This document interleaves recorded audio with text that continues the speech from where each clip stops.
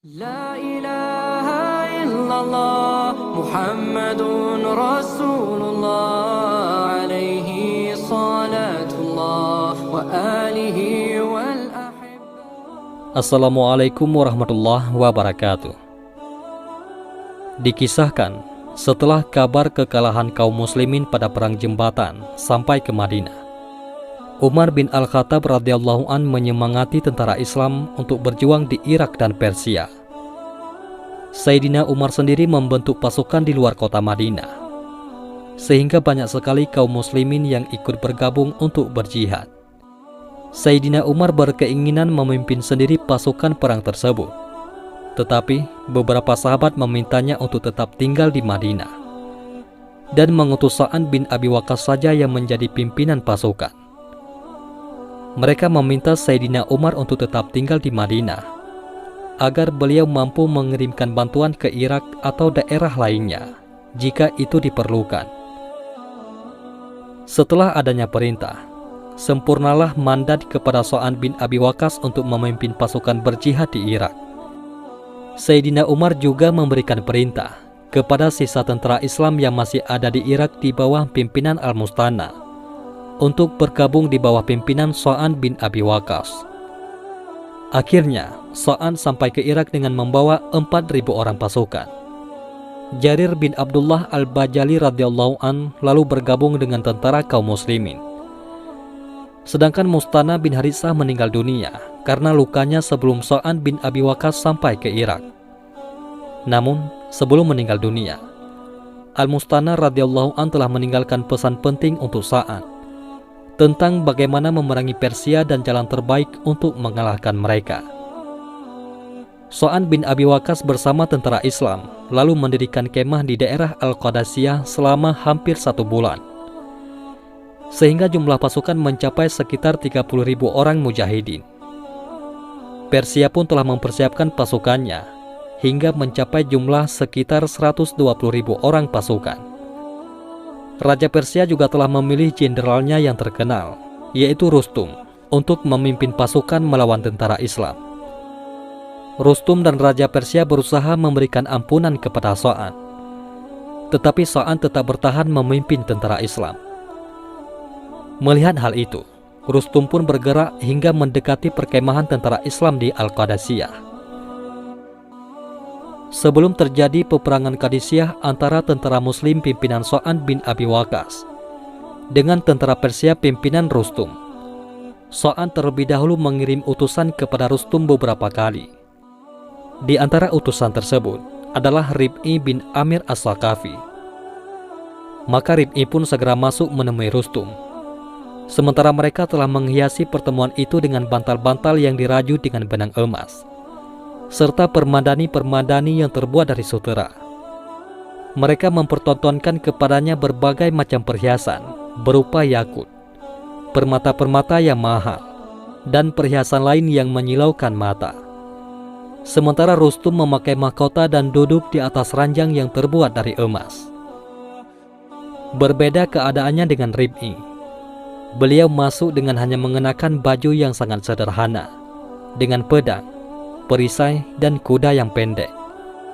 Rib'i masih tetap di atas kudanya hingga menginjak ujung permadani. Kemudian beliau turun, serta mengikatkan kuda tersebut di sebagian bantal-bantal yang terhampar. Setelah itu beliau langsung masuk dengan senjata, baju besi, dan penutup kepalanya. Mereka berkata, "Letakkan senjatamu." Beliau menjawab, "Aku tidak pernah berniat mendatangi kalian, tetapi kalianlah yang mengundangku datang kemari. Jika kalian memerlukanku, maka biarkan aku masuk dalam keadaan seperti ini. Kalau tidak, aku akan segera kembali." Rustum berkata, "Biarkan ia masuk." Maka Rib'i datang sambil bertongkat dengan tombaknya, dalam keadaan posisi ujung tombak ke bawah, sehingga bantal-bantal yang dilewatinya penuh dengan lubang-lubang bekas tombaknya. Mereka bertanya, "Apa yang membuat kalian datang ke sini?" Beliau menjawab, "Dengarkan baik-baik jawaban ini. Allah telah memerintahkan kami untuk mengeluarkan orang yang Allah kehendaki. dari penyembahan terhadap makhluk menuju penyembahan kepada Allah, dan untuk mengeluarkan manusia dari sempitnya dunia menuju keluasannya, untuk mengeluarkan manusia dari kezaliman agama-agama yang ada menuju keadilan Islam. Maka kami diutus dengan agamanya kepada makhluknya, agar kami menyuruh mereka kepada agamanya. Jika mereka mau menerima Islam, maka kami pun menerima mereka dan meninggalkan mereka, yaitu tidak memerangi mereka. Akan tetapi, jika mereka menolak, kami pun akan tetap memerangi mereka hingga kami mendapatkan janji Allah. Rustum berkata, "Apa yang telah dijanjikan oleh Allah?" Rib'i menjawab, "Surga bagi mereka yang meninggal ketika memerangi mereka yang menolak, dan kemenangan bagi mereka yang hidup." Rustum berkata, "Apakah kalian dapat menunda masalah ini sampai kami mempertimbangkannya?" Rib'i menjawab, "Baiklah, kami akan memberi tenggang kepada kalian selama 3 hari. Lalu Rustum memintanya lebih dari 3 hari. Maka Rib'i berkata, "Rasulullah SAW tidak pernah mengajari kami untuk memberi waktu tenggang kepada musuh lebih dari 3 hari. Kemudian Rustum berkata kepada Rib'i, "Apakah kamu jenderal kaum muslimin?" Rib'i menjawab, "Tidak, aku bukan jenderalnya. Tetapi kaum muslimin itu seperti satu tubuh. Bagian bawahnya bersatu dengan bagian atasnya." Setelah itu, Rustum mengumpulkan komandan perangnya. Dia mendiskusikan apa yang dikatakan oleh Rib'i kepada mereka. Kemudian Rustum berkata, "Pernahkah kalian melihat, walau sekali, yang lebih mulia dan lebih benar dari perkataan lelaki ini?" Mereka menjawab, "Kami minta perlindungan supaya engkau tidak terpengaruh kepada sesuatu dari ajakan ini, dan dari menyeru agamamu kepada agama mereka. Tidakkah engkau melihat kepada pakaiannya?" Rustum menjawab, "Celaka kalian. Janganlah kalian melihat kepada pakaian.